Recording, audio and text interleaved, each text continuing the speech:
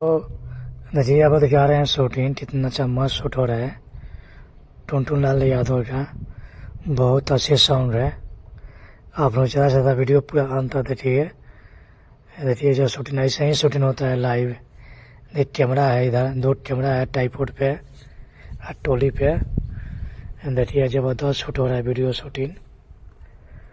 टुनटुन लाल यादव बहुत अच्छे सिंगर हैं। देखिए आप लोग गाना नहीं सुना सकते हैं, सिर्फ अभी शूटिंग हो रहा है। बहुत अच्छा साउंड है। आप लोग देखिए कितना चल रहा है, डांस कर रही है। ये पहाड़ पे 3-4 तरह शूट होता है। देखिए अच्छे डांसर है रिंकी डांसर है, बहुत अच्छी आर्टिस्ट है। एल्बम हो स्टेज शो काम करती है, बहुत अच्छी काम करती है। आप लोग ज़्यादा वीडियो सपोर्ट कीजिए, चैनल को लाइक करिए ज़रूर।